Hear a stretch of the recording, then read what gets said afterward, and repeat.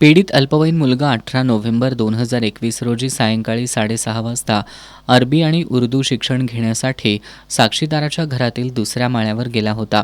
त्यावेळी मोहम्मद तल्हा मुस्तफा शेख यानं त्याच्यावर लैंगिक अत्याचार केला होता. तसंच कुणालाही न सांगण्याबाबत धमकावलं होतं.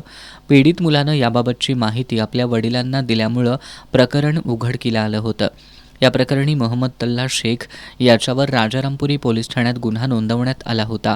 या गुन्ह्याची सुनावणी कोल्हापूरच्या प्रमुख जिल्हा आणि सत्र न्यायाधीश कविता अग्रवाल यांच्या समोर झाली. यामध्ये सहाय्यक सरकारी वकील सुजाता इंगळे यांनी 8 साक्षीदार तपासले. वकील इंगळे यांनी केलेला युक्तिवाद आणि पुरावे ग्राह्य मानून आरोपी मोहम्मद तल्हा शेख याला दोषी ठरवत 20 वर्ष सक्त कारावास आणि 10,000 रुपये दंडाची शिक्षा ठोठावण्यात आली आहे. दंड न भरल्यास 3 महिने साधी कैद अशी शिक्षा सुनावण्यात आली आहे. दिनांक 18/11/2021 रोजी मोहम्मद तल्हा मुस्तफा शेख जो हाफिजी आहे ते त्यांच्या अरबीच्या क्लासमध्ये त्यांनी एका 10 वर्षाच्या मुलावर लैंगिक अत्याचार केले होते आणि त्या अन्वये राजारामपुरी पोलीस स्टेशनमध्ये त्यांच्यावर गुन्हा दाखल होता.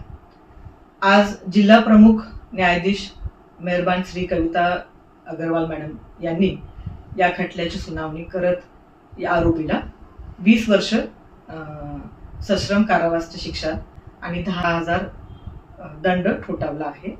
मान्य न्यायाधीशांनी आरोपीस दोषी ठरवून IPC 377 तसेच पोक्सो अंतर्गत 456 आणि ज्युव्हेनाइल जस्टिस ऍक्ट कलम 75 नुसार ही शिक्षा ठोठावली आहे. सदर कामात सरकार पक्षातर्फे 8 साक्षीदार तपासले आहेत आणि आरोपीतर्फे 2 साक्षीदार तपासले होते.